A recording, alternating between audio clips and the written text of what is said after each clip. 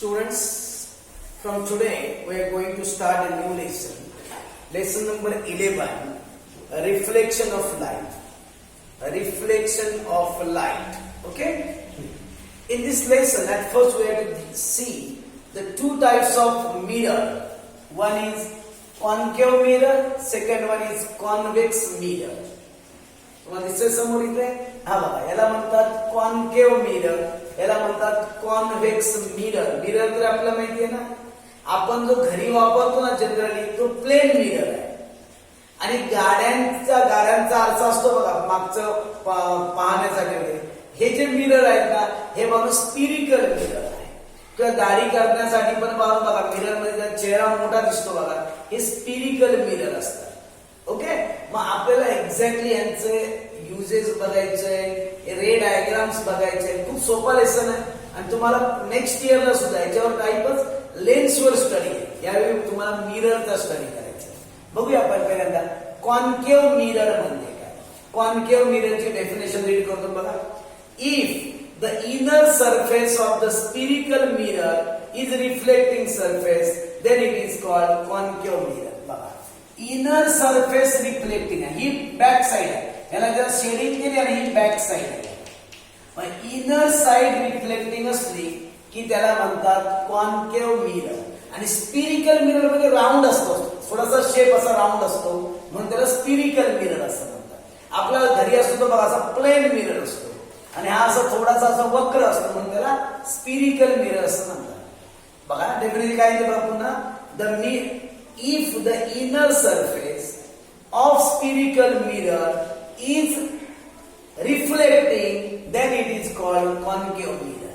जर आतला पार्ट असा रिफ्लेक्टिंग असेल तर त्याला कॉन्केव मिरर असं म्हणतात. आणि याच्या उलट इकडे असणार, if the outer surface is reflecting then it is called convex mirror. बघा इथे बघा, आतून शेडिंग केली, बाहेरचा पार्ट गुळगुळीत आहे, इथून रिफ्लेक्ट होणार, इथून आतून रिफ्लेक्ट होणार बघा, आणि इथून बाहेरून रिफ्लेक्ट होणार. डेफिनेशन आहे का.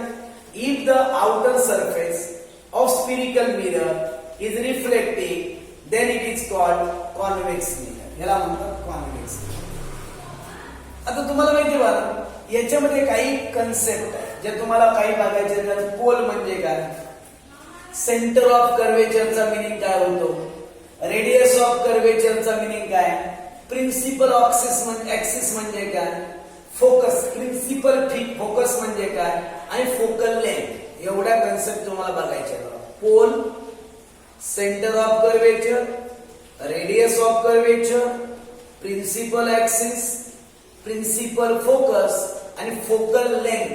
एवढ्या डेफिनेशन तुम्हाला समजून घ्यायचे आहेत. सोपे आहेत, असं काही खूप अवघड नाही. बघा आता तुम्हाला माहिती बघा, हा जो लेंथ आहे बघा, हाच मिरर इथे दाखवला पण याचा पूर्ण स्पियर दाखवला आहे. इथून इथे आता मिरर आहे, पण मिरर बनण्यासाठी बाजून असं स्पियर वापरावं लागतो ना.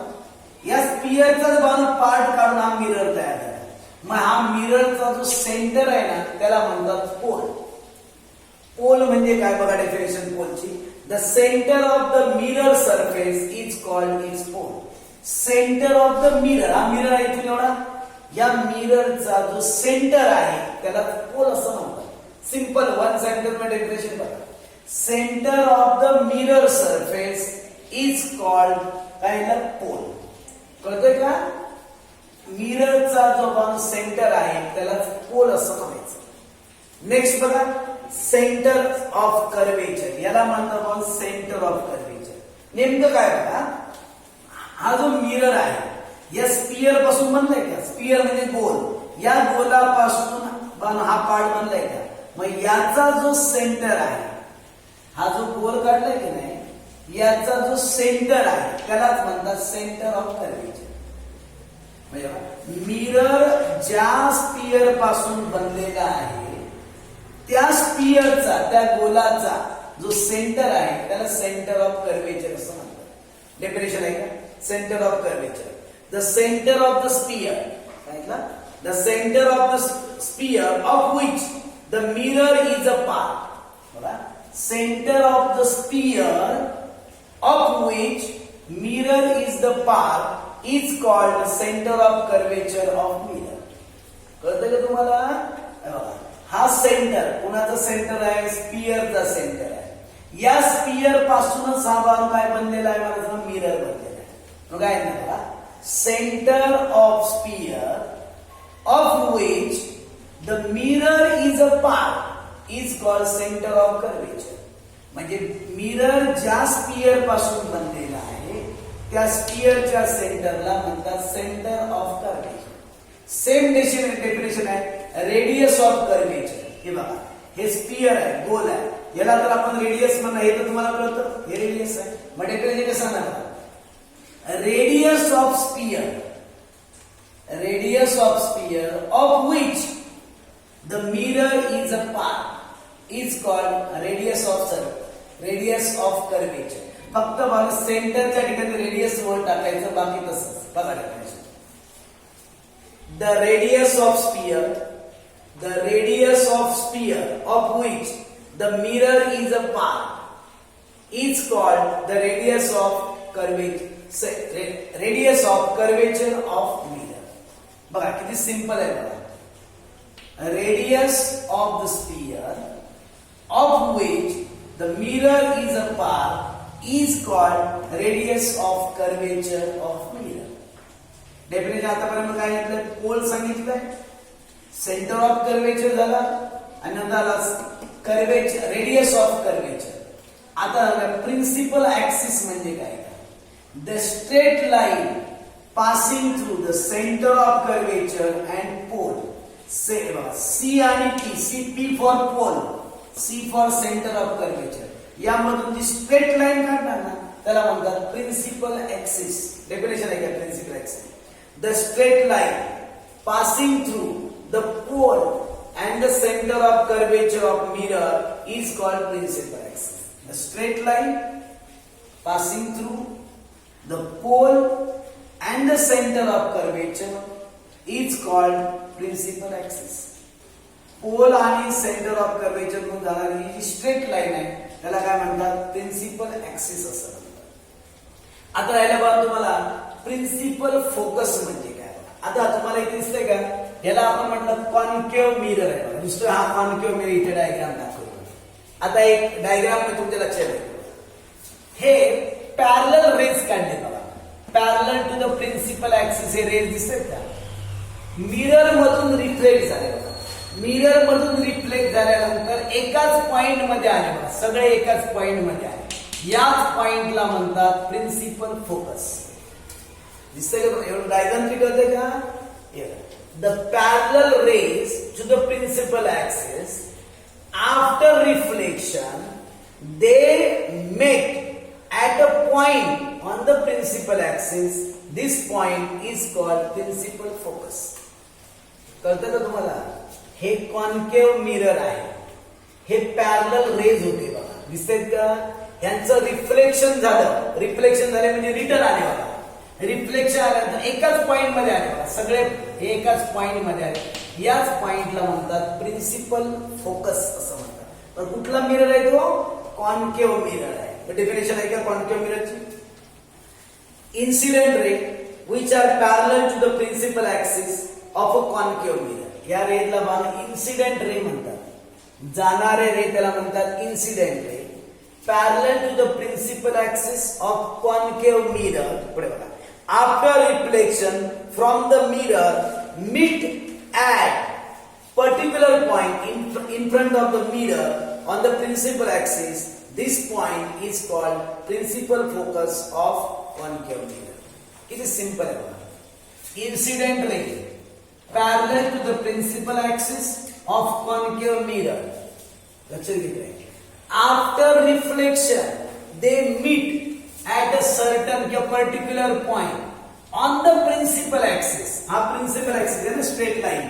या प्रिन्सिपल ऍक्सिस वर दोन एकमेकाला मिळणार हा जो पॉइंट आहे यालाच म्हणतात principal focus of concave mirror. मग तुम्हाला कॉन्व्हेक्स मिरर मध्ये काय सांगता येईल? इथे बघा रेज बघा पॅरलल दाखवली इथे पण बघा कॉन्व्हेक्स मिरर मध्ये बघा रेज आहेत असे जवळ नाही. हा बघा हा रे इकडे गेला बघा, हा इकडे गेला, हा रिफ्लेक्ट झाला तर इकडे आले. पण तुम्ही याला जर मागे वाढवलं, तुम्ही हे मागे वाढवलं, एक्सटेंड केलं बघा, जर मागे वाढवल्यानंतर तुम्हाला असं वाटतं की रे इथून आल्यासारखं वाटतात बघा, याला म्हणतात प्रिन्सिपल फोकस ऑफ कुठलं मिरर आहे? कॉन्व्हेक्स मिरर आहे. हे कॉन्केव्ह मिरर आहे, हे कॉन्व्हेक्स मिरर आहे. इथे एक्झॅक्टली रे बघा एकत्र आले आणि इथे मात्र एकत्र आल्यासारखं भास झाला. It appears that they meet at a point. इथे प्रत्यक्षात एकत्र आले, इथे एकत्र आल्यासारखं वाटतंय. बघा डेफिनेशन आहे का?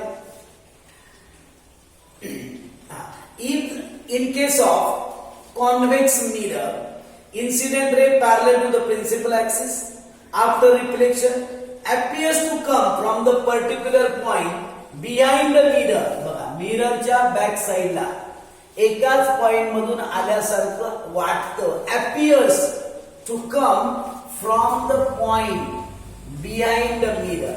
पुन्हा एकदा in case of convex mirror, incident ray parallel to the principal axis after reflection appear to come from a particular point behind the mirror lying along the principal axis. This point is called principal focus of convex mirror. Simple and simple. Incident ray parallel to the principal axis of convex mirror after reflection appear to come from a particular point on the principal axis behind the mirror. This point is called principal focus of convex mirror. कळतं का? इथे या दोघांमध्ये difference कळतो का? इथे बघा यामधून जे पॅरलल रेज गेले की नाही रिफ्लेक्ट झाल्यानंतर बाजूबाजूला गेले, एकत्र नाही आले, दूर दूर गेले. पण याला तुम्ही जर मागे एक्सटेंड केलं, वाढवलं, तर तुम्हाला असं भास होणार तुम्ही इथून आल्यासारखे वाटतात. म्हणून या पॉइंटला म्हणतात principal focus of convex mirror. दोघांना फरक होतो. आणि शेवट डेफिनेशन आहे की म्हणजे फोकल लेंथ. फोकल लेंथ म्हणजे काय बघा, हा आहे प्रिन्सिपल फोकस. इथे काय असणार? पोल. पोल आणि फोकस या दोघांमधलं जे अंतर असतं, डिस्टन्स आहे, त्याला म्हणतात काय? Focal length. डेफिनेशन आहे का फोकल लेंथची? The distance between the pole and the principal focus of the mirror is called focal length.